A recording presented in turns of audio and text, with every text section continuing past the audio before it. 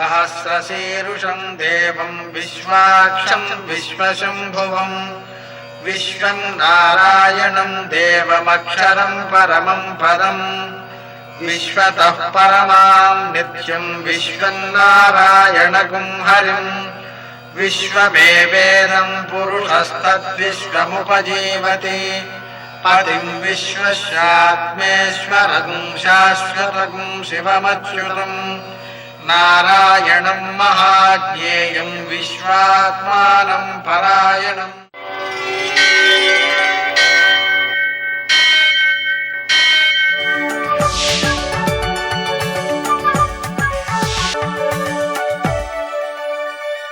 सूर्यशौर्यमथेन्दुरिन्द्रपदवी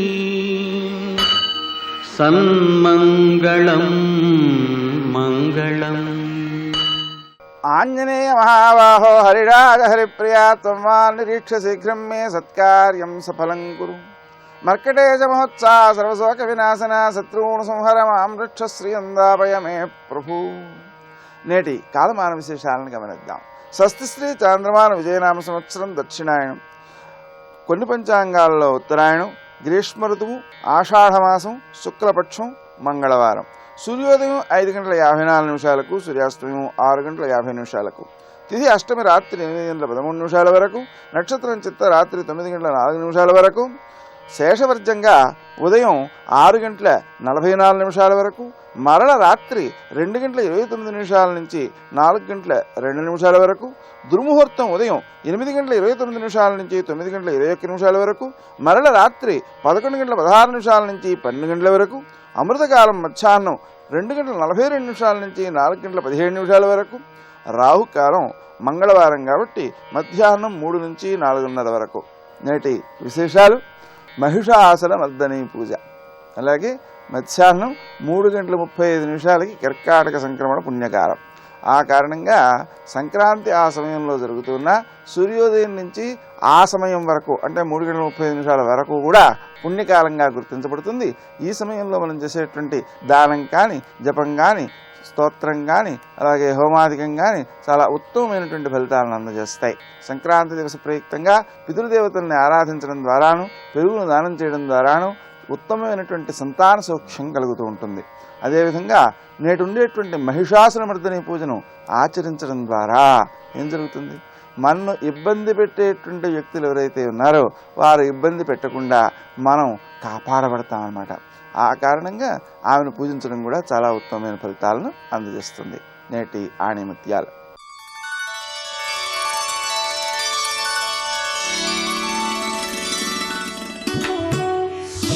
డబ్బు తప్ప మరేమీ లేనివాడు అసలైన నిరుపేద.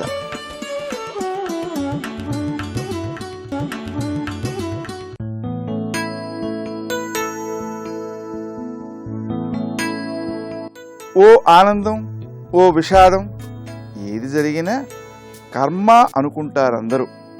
కానీ ఏమీ జరగకూడదనే భయంతో వాస్తవాలకి దూరంగా ఉండడమే నిజమైన కర్మ.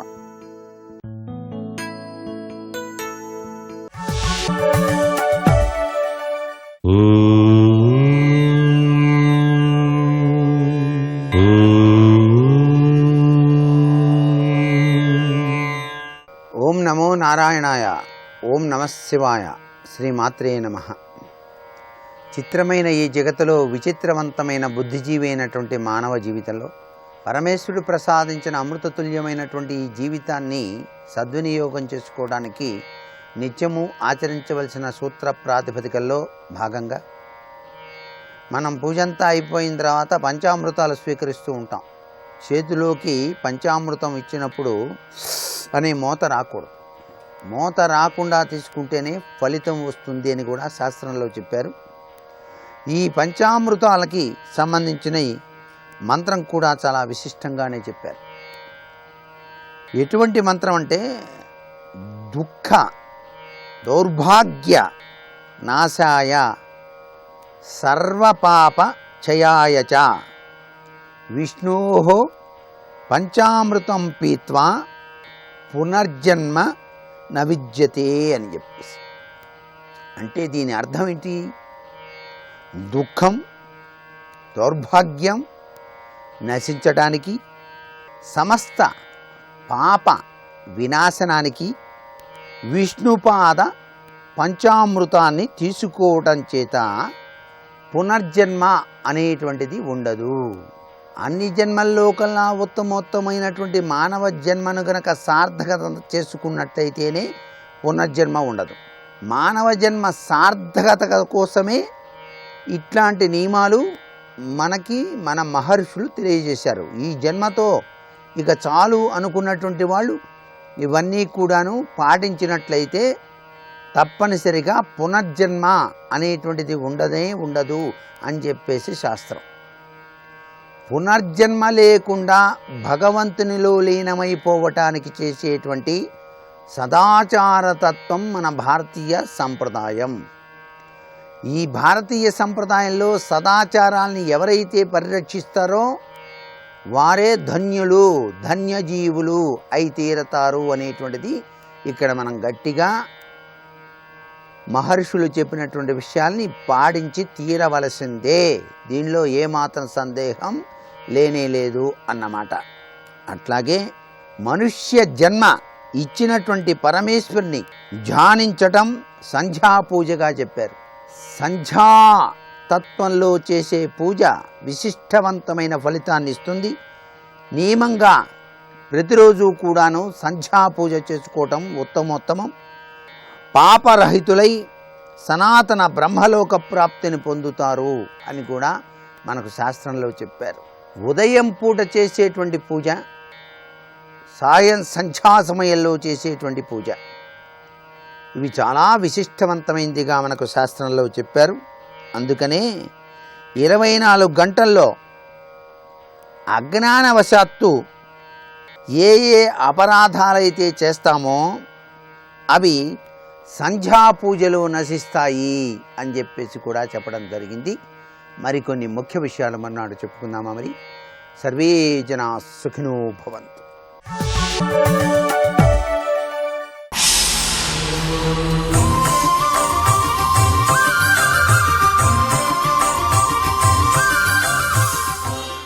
శతక సాహితీ సరస్వతికి నమస్కారం. ముప్పేటగానున్నదయ్య నా స్థితి మున్నంగిదేవా, ఎప్పటి జ్యోతి అయి ఎరుక చాలమి ఇంద్రియావృతియు, మప్పికగా నీవు శివుడు సంజలై మధ్యభాగమున విప్పవే ఈ పురి నాకు మున్నంగి వేణుగోపాల. ఓ వేణుగోపాల స్వామి, ముప్పేటగానున్నదయ్య నా స్థితి మున్నంగిదేవా. ఓ మున్నంగి వేణుగోపాల స్వామి, సహజంగా ఏదైనా ఒక గట్టి త్రాడు పేనేటప్పుడు దాన్ని ముప్పేటగా పేంతారు. పేనినప్పుడు చాలా దృఢంగా ఉంటుంది. అది ఆ 3 పేటలతో తాడును పేనినట్టుగా నా పరిస్థితి అలా బిగించినట్టుగా ఉన్నదయ్యా. ఎప్పటి జ్యోతి అయి ఎరుక చాలమి. ఎప్పటి జ్యోతి ఈ ఆత్మ. ఈ ఆత్మ అనేది అనాది, ఎప్పటి నుండో ఉన్నది. దీనికి ఆది అనేది లేదు. దాని గురించి తెలుసుకోవటానికి ఎరుక చాలమి. నాకు జ్ఞానం లేకపోవటం చేత, ఆత్మజ్ఞానం లేకపోవటం చేత ఇంద్రియావృతియు, ఒక పక్కన ఈ ఇంద్రియములన్నీ కూడా దృశ్యము మీదకి లాగుతున్నాయి, శబ్దం మీదకి లాగుతున్నాయి. వినే మాటల వల్ల, చూసే దృశ్యాల వల్ల, సన్నివేశాల వల్ల నా మనస్సు చెదురుబాటుకు లోనవుతున్నది. ఆ ఆత్మ మీద నిలబడటం లేదు. ఆత్మతత్వాన్ని స్థిరంగా నాలో నిలుపుకుందామంటే కుదరటం లేదు. ఇంద్రియావృతియు, ఈ ఇంద్రియములన్నీ కూడా చెలిస్తున్నాయి. మనస్సు అది చెలించి వీటిని కూడా చెలింపజేస్తున్నది. మప్పిగగా నీవు శివుడు సంజలై, ఒక పక్కన పరమేశ్వరుడి మీద భక్తి, ఒక పక్కన నువ్వు వేణుగోపాల స్వామి నీపైన భక్తి. సంజలై మధ్యభాగమున, 2 సంధ్యలకు మధ్యభాగంలో నేను ఉన్నట్టుగా ఈ పరిస్థితిలో ఉన్నానయ్యా. ఒక పక్కన శివభక్తి, ఆ శివుడు లాగుతున్నాడు, ఆ శివగాథలు, శివలీలలు, శివమహిమలు అవి నన్ను ఆకర్షిస్తున్నాయి. ఒక పక్కన కృష్ణలీలలు, కృష్ణగాథలు, కృష్ణమహిమలు ఇవి ఆకర్షిస్తున్నాయి. ఈ శివుడని కృష్ణుడని ఒక పక్కన ఇంద్రియావృత్తితో ఈ ఇంద్రియములన్నీ కూడా సంచలించి అవి అటులాగుతున్నాయి లౌకికమైనటువంటి వ్యవహారములలోనికి. ఈ మూడిటి మధ్యన కూడా నేను ముప్పేటగా అల్లబడుతున్నట్టుగా ఉన్నానయ్యా. కనుక ఓ స్వామి, విప్పవే ఈ పురి నాకు. ఈ పురి ఇది బాగా బిగుసుకొని పోతున్నది కనుక దీన్ని ఒక్కొక్క పేటే పక్కకి తొలగిపోయేటట్టుగా చేసి నాకు ప్రశాంతిని చేకూర్చు, దృఢమైన భక్తిని చేకూర్చు. ఆ పరమేశ్వరుడే నీవని, నీవే ఆ పరమేశ్వరుడనేటువంటి భావాన్ని కలిగించు, ఆత్మతత్వాన్ని నిరంతరం నిలుపుకునేలా చెయ్యి అంటూ ఆర్తితో, భక్తితో, సర్వసమర్పణతో, వైరాగ్యంతో, వేదాంత భావనలతో కవితాభరితముగా చక్కని పద్యరచన చేసి గొప్ప శతకాన్ని మనకు అందించిన కవి సమ్రాట్ విశ్వనాథ సత్యనారాయణ గారి మున్నంగి వేణుగోపాల శతకంలోని మరి ఒక పద్యం గురించి రేపు ఉదయం తెలుసుకుందాం. కృష్ణం వందే జగద్గురుం. అదివో అల్లదివో శ్రీహరివాసము, 10,000 శేషుల పడగలమయము. అదివో అల్లదివో శ్రీహరివాసము, 10,000 శేషుల పడగలమయము. శ్రీ వెంకటాచలాధీశం శ్రియాధ్యాసితవక్షసం శ్రితచేతనమందారం శ్రీనివాసమహం భజే, శ్రీనివాసమహం భజే. శివాయ గురవే నమః. శ్రీమాత్రే నమః. శ్రీ విష్ణురూపాయ నమః శివాయ. శ్రీ వెంకటేశాయ నమః. భగవన్నామ సంకీర్తన వైభవాన్ని అందించినటువంటి అన్నమయ్య కొన్ని కీర్తనల్లో సంకీర్తన మహిమేమిటి, ఆ నామముల ప్రధానాన్ని తీసుకుని వాటి బట్టి నారాయణ పారమ్యాన్ని అందించారు. ఇప్పుడు కొన్ని నామముల వరుసతో కూర్చున్న కీర్తనలు ఒక్కసారి పరామర్శ చేసుకుంటే వీటికి విస్తారమైన వ్యాఖ్యానం చెప్పకపోయినప్పటికీ కూడా ఆ నామములు అలా కూర్చడంలో ఒక మంత్ర విశేషాన్ని అన్నమయ్య చెప్పారు. అందుకే వాటిని చెవిలో వేసుకున్నా చాలు ధన్యులమైపోతాం. అలా కూర్చారు కొన్ని నామములతో. కొన్ని కీర్తనలు భావుకత, తాత్వికత ఏం కనబడకపోయినా నామములు వరుసగా కూర్చి సంకీర్తనగా అందించారు. భక్తులైన వారు ఆ నామ సంకీర్తన చేసుకోవచ్చు, భజన సంప్రదాయంలో కూడా వాడుకోవచ్చు. పైగా ఏ నామాలు ఎలా తలంచితే ఎలా తరించిపోతారో చెప్తూ కీర్తన అంటున్నారు ఇక్కడ. నారాయణాయ నమో నమో, నానాత్మనే నమో నమో, ఈ రచనలనే ఎవ్వరు తలచిన ఇహపరమంత్రములిందరికి.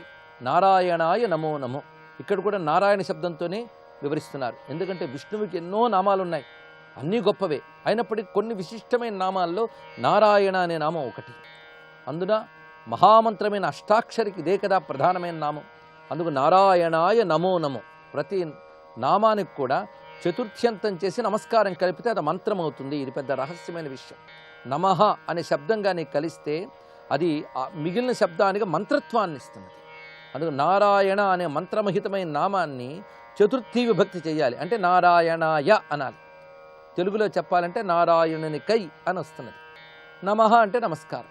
అందుకు నమో నారాయణాయ అన్న, నారాయణాయ నమః అన్న శక్తి వస్తున్నది. నమస్కారం ముందు ఉన్నా వెనక ఉన్నా కూడా శక్తి. అందుకు నమస్కారం సామాన్యం కాదు, అదొక ప్రణవం అది. అందుకు నమస్కారం కలియగానే నామము మంత్రమైపోతుంది.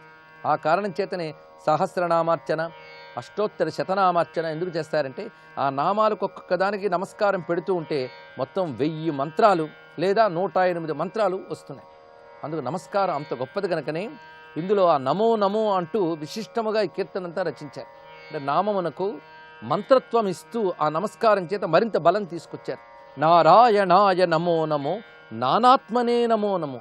నానాత్మకుడు అంటే అనేక రూపములతో ఉన్నటువంటి వాడు ఆయన నారాయణుడికి నమస్కారం. ఈ రచనలు అంటే చెప్పబడినవి, తెలియబడినవి అని అర్థం. ఈ విధమైనటువంటి మాటల్ని ఎవరు తలంచినప్పటికీ కూడా ఇహపరమంత్రములిందరికి, ఇహానికి పరానికి కూడా ఇదే మంత్రము. ఇహపరమంత్రము అంటే అర్థం ఏంటంటే ఐహిక సుఖాలు పొందాలన్నా ఇదే మంత్రము, పారమార్థికమైన పరలోక సుఖాలు పొందాలన్నా ఇదే మంత్రము. అది ఇహపర మంత్రములు ఎందరికి. ఎవరికండి ఈ మంత్రములు అంటే అందరికీను. అంతేగాని ఏదో కొద్ది మందికి మాత్రమే అర్హత ఉంది, మిగిలిన వారికి అర్హత లేదని చెప్పడానికి కాదు. ఈ చెప్పిన నామముల వరుస అందరికీ అర్హమైనటువంటి మంత్రములే. గోవిందాయ నమో నమో, గోపాలాయ నమో నమో, భావజగురవే నమో నమో, ప్రణవాత్మనే నమో నమో, దేవేశాయ నమో నమో, దివ్యగుణాయ నమో నమో. ఈ వరుసలని ఎవ్వరు తలచిన ఇహపర మంత్రములిందరికి. ఈ వరుసలని అంటే ఇదే క్రమముగా ఎవరు తలచినప్పటికీ ఇవి ఇహపర మంత్రములై కాపాడతాయి.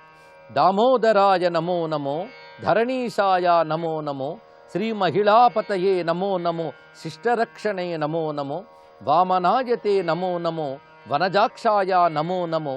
ఈ మేరలనే ఎవ్వరు తలచిన ఇహపర మంత్రములిందరికి. మేరలు అంటే పద్ధతులు అని చెప్పుకోవచ్చు.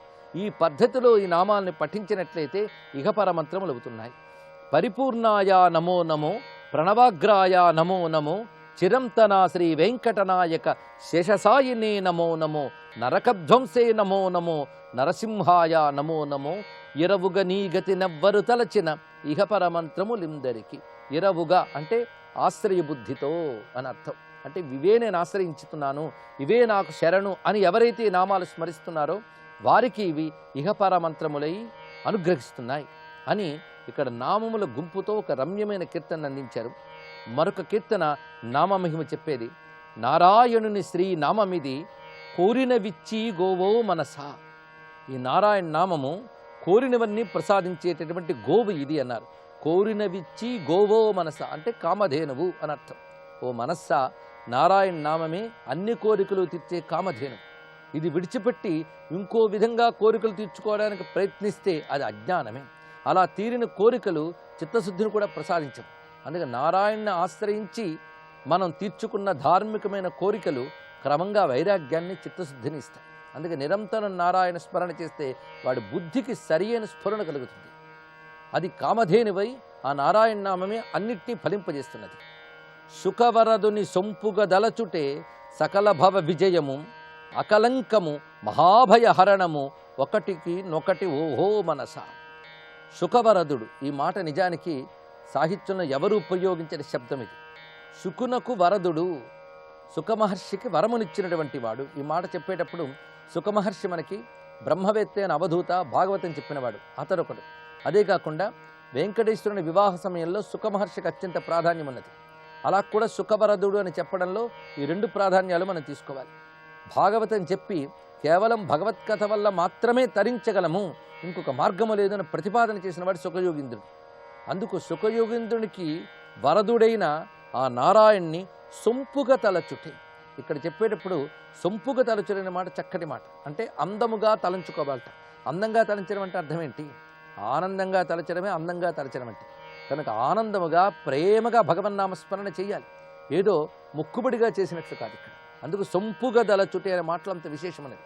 అలా కానీ ఆ సుఖవరదుని నామం తలంచుకుంటే సకల భవ విజయము అంటే ఇక జన్మ పరంపరలు లేనటువంటి స్థితి లభిస్తున్నది. అదే సంసారంపై విజయం సాధించడం, అదే సకల భవ విజయము. ఇక్కడ చెప్పేటప్పుడు సుఖవరదుడు సంసారాన్ని జయించడం అని చెప్పడంలో ప్రాధాన్యం ఏంటంటే సంసారాన్ని జయించిన యోగీశ్వరుడు శుకుడు. అలాంటి ఆయనకి వరదుడైనటువంటి వాడు నారాయణుడు. అలాంటి నారాయణని ఆశ్రయిస్తే సంసార జలధి నుంచి దాటిపోతామని చెప్పడం ఇందులో ఉన్న భావం. అకలంకము మహాభయహరణము, ఒకటినొకటి ఓహో మనస. అకలంకము అంటే నారాయణ నామంలో కళంకం అనేది లేదు, ఏ మాలిన్యము లేదు. ఇక్కడ మాలిన్యం అంటే దోషము, ఏ దోషము లేదు భగవన్నామముల్లో. లౌకికంగా ఉన్న వ్యవహారాల్లో చాలా దోషాలు ఉంటాయి. ఎందుకంటే పేరొకటి తీరొకటి ఉంటుంది లోకంలో. ఎవరికైనా వాడికి ఫలానా పేరు పెడతారు, ఆ పేరు తగ్గట్టు ఒక్కటి ఉండదు లక్షణం.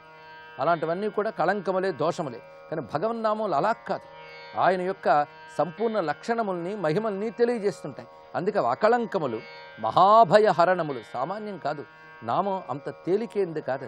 అది మహాభయాన్ని పోగొడుతుంది. మహాభయం అంటే అజ్ఞానమే మహాభయం. దాన్ని కూడా పోగొట్టగలిగే శక్తి ఉన్నది. పక్షిగమన శుభ పదము తలచుటే అభయభోగ విహరము, పక్షపు లక్ష్మీవరుసే సిరులు లక్షలు కోట్లొల్లవ మనస. పక్షిగమన శుభ పదము తలచుటే. పక్షిగమనుడు అంటే గరుడ వాహనారూఢుడైన నారాయణుడు. ఆయన యొక్క శుభపదము అంటే శుభంకరమైన నామాన్ని తలంచడం అభయభోగ విహారము. ఈ మాట చాలా విశిష్టంగా చెప్పాడు. అభయభోగం అంటే భోగాలు అనేక రకాలు ఉంటాయి. భయభోగము అభయభోగం అని 2 రకాలు. కొన్ని భోగాలు ముందు భయమే వెనక భయమే. అంటే భోగం అనుభవించేటప్పుడు కూడాను ఏం ప్రమాదం కలిగిస్తుందో అనే భయంతోనే అనుభవిస్తుంటాం. భోగం అనుభవించక కూడా ప్రమాదాలు కలుగుతుంటాయి. సృష్టిలో ప్రతి భోగంలోనూ భయం దాగి ఉంటుంది. ఇది తెలుసుకోవాల్సినది. ధనాన్ని సంపాదిస్తూ ఉంటే దానికి ఎక్కడ ప్రమాదం వస్తుందో అని భయం పక్కన ఉంటూనే ఉంటుంది. అదేవిధంగా లౌకికంగా మనం ఏ మానవులను ఆత్మీయులను దగ్గర తెచ్చుకుంటుంటే ఏవి ఎంతకాలం ఉంటాయని భయం పక్కన ఉంటూ ఉంటుంది. కనుక భయం ప్రతి భోగంలోనూ ఉంటుంది. కానీ భగవద్భోగంలో భయం అనేది లేదు. అది అభయభోగం. అది అందుకే భగవత్ చింతన, భగవత్పాదము అభయస్థితి. అందుకే అభయభోగ అనే గొప్ప శబ్దాన్ని ఇక్కడ అందించాడు అన్నమాచార్యుల వారు. అభయభోగ విహారము, అభయభోగంలో విహరించడమయ్యా ఆ గరుడ గమన నామస్మరణ అన్నారు ఇక్కడ. అంటే నామస్మరణ చేస్తూ ఉంటేనే అది అభయమైన భోగమైన ఆనందాన్ని ఇస్తున్నది. అదేవిధంగా నామస్మరణ ఫలంగా లభించేది కూడా అభయభోగము అనగా మోక్ష సుఖము అని అర్థం. పక్షపు లక్ష్మీవరుసే సిరులు లక్షల గొట్లొల్లవే మనస. పైగా పక్షపు, ఈ పక్షపు అనే శబ్దానికి అర్థం ఏంటంటే తనవాడు అని చేరదీయడాన్ని పక్షం అని అంటారు. వాడి పక్షం ఉన్నాడు, వీడి పక్షం ఉన్నాడని లోకంలో వ్యవహారం ఉన్నది కదా. అదేవిధంగా భగవంతుని వాడి ఆ లక్ష్మీపతిని స్మరించితే ఆ సిరులు ఈ లక్షల కోట్లు లోకంలో మనం చూస్తే సిరులు కంటే గొప్పది. వీటికి వల్లకు ఆ నారాయణ నామం అనే సిరినే పట్టుకో అని చెప్తున్నారు ఈ కీర్తనలో. ఇంకా నీ తలపులెన్ని కలిగిన వెంకటాధిపు సేవించగదో అంకెలకిన్నియునైన ఈ మంకపుగాక నమ్మవో మనస. ఈ మంకపుగాక నమ్మవో మనస. ఈ మాటలో విశేషం ఏంటంటే నీ తలపులు ఎన్నున్నప్పటికీ వెంకటాధిపుని సేవించు అన్నారు. ఎందుకంటే లెక్కలేనన్ని ఈ తలపుల యొక్క బాధల్ని నమ్మడం కాదు. ఈ లోకంలో రకరకాల ఆలోచనలు చేస్తుంటాం. ఈ ఆలోచనలో తరించిపోతామేమో నమ్మకాన్ని పెట్టుకుంటాం. కానీ వీటిని నమ్మకు, ఇవి నమ్మదగినవి కావు. అందుకు మంకపుగాక నమ్మవో మనస ఈ విధంగా తెలియజేసి హరినామం ఒక్కటే తరింపజేస్తున్నది అని నారాయణుని శ్రీ నామమిది కోరిన విచ్చి గోవో మనస అని ప్రతిపాదన చేశారు. మరొక కీర్తనలో అంటారు, నీ నామమే మాకు నిధియు నిధానము, నీ నామమే ఆత్మనిధానాంజనము. ఈ పల్లవి చాలా అద్భుతంగా చెప్పాడు. నిధి నిధానము. నిధి అంటే తరగని గనిలా ఉన్నటువంటిది, ఇది ఒక అర్థం. నిధానము కూడా ఇంచుమించు అదే అర్థమైనప్పటికీ కూడా ఎప్పుడూ దెబ్బ తినని సంపద అనే అర్థంలో నిధానం చెప్పుకోవచ్చు. నీ నామమే మాకు నిధి నిధానము, నీ నామమే ఆత్మనిధాన అంజనము. ఇది గొప్ప మాట.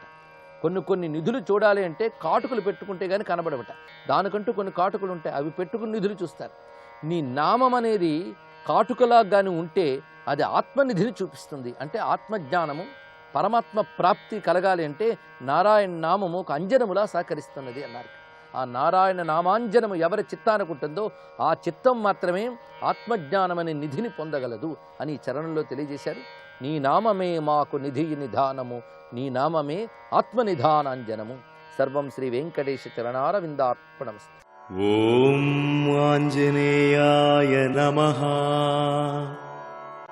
ఓం ఆంజనేయాయ నమః. ఓం నమో హనుమతే నమః. భుక్తిముక్తిప్రదం నామ విహాయ హనుమంతవ సంసరంతి జనా మూఢాః. కిం విచిత్రమతః పరం, కిం విచిత్రమతః పరం. ఓ హనుమంత, ముక్తిని కూడా ఇచ్చేటువంటి నీ దివ్యమైన నామాన్ని, ఆ నామాన్ని ఎప్పుడు కూడా విచిత్రం, ఇంతకన్నా ఇంకేముంది?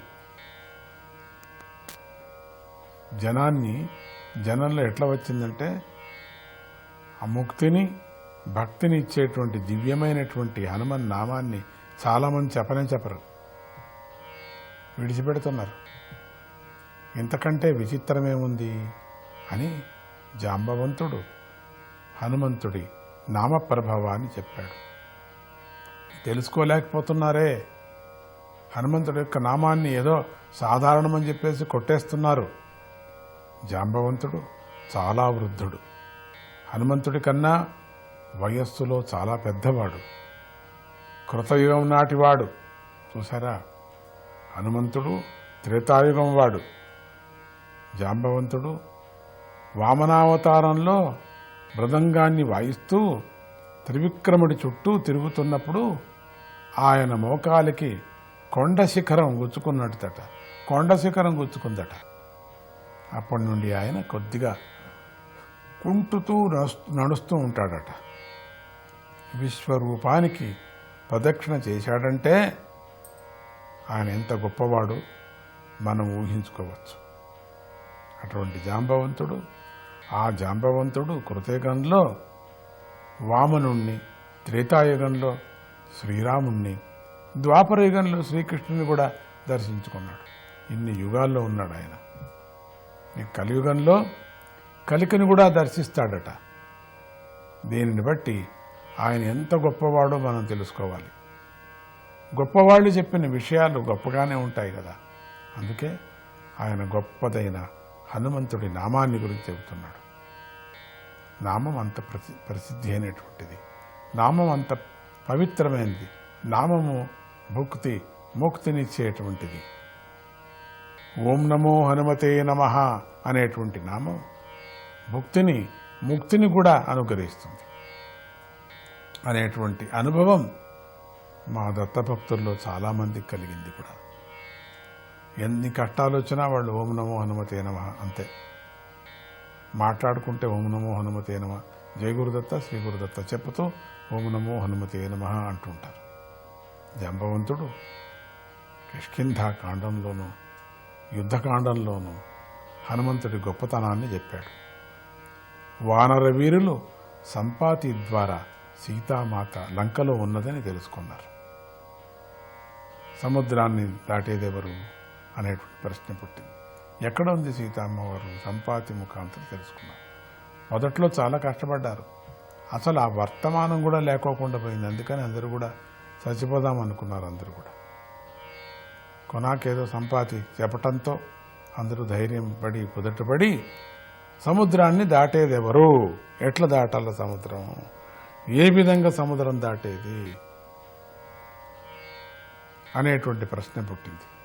అప్పుడు వానర వీరులు తమ తమ సామర్థ్యాన్ని ప్రకటించుకున్నారు. ఒక్కొక్కరు, ఒకడు 10 యోజనాల దూరం దాటుతానని గజుడు, 20 యోజనాల దూరం దాటగలనని గవాక్షుడు, 30 యోజనాలని గవయుడు, 40 అని గంధమాదనుడు, 60 అని మైందుడు, 70 అని వివిధుడు, 80 అని సుషేణుడు చెప్పారు. అప్పుడు అంగదుడు, నేను 100 యోజనాలు ఎగిరిపోగలను, కానీ తిరిగి రాగలన నమ్మకం లేదన్నాడు. నేను మాత్రం ఒక్కడే చెప్పాడు, నేను మాత్రం ఎగురుతాను, లంక వరకు ఎగరేసి వెళ్ళిపోతాను, ఒక్కటే పారి అక్కడికి వెళ్ళిపోతా, కానీ అక్కడికి వెళుతూనే ఇంకా నా శక్తి అంతా పోతుంది, ఇంక మళ్ళీ నేను ఇంక రాలేను. అందరి ముఖాలు వాడిపోయాయి. ఏంటిది? ఒక్కొక్కరు ఒకరు 10 అడుగులు ఎగురుతానంటాడు, ఒకడు 20 అంటాడు, ఒకడు 40 అంటాడు, 50 అంటాడు. మనం అసలు చిన్న మురికికాలు దాటలేం మనం. ఎక్కడ ఇంక 100 యోజనలు, యోజనలు అంటే లెక్క వేస్తే చాలా పెద్ద యోజనలు. దానికి లెక్క మైళ్ళు, కిలోమీటర్లు, చాలా చాలా చాలా. అసలు ఒక చిన్న తప్పెల దాటలేం మనం, తెలుసా? చెప్పులు వేసుకొని మనం సరిగ్గా నడచలేం కూడా. ఒక చిన్న వైరుని దాటలేం. పోతుంటే వైరు మనమే వేసి మనమే కింద పడిపోతాం. దాన్ని కూడా దాటలేం. మన చేతకాదు దాటలేం. మన చెప్పులే మనకు కింద పడేసేస్తాయి. అప్పుడు అందరూ చింతిస్తున్నారు, ఏం చేసేది? ఏమో చెప్పాడు, నిజమే, ఒక్కడు చెప్పాడు, ఎగిరిపోతానన్నాడు, రానన్నాడు, ఏం ప్రయోజనం అని అందరూ యోచన చేస్తూ ఉంటారు. ఆ సందర్భంలో ఏం జరుగుతుందో చూస్తాం. ఓం నమో హనుమతే నమః.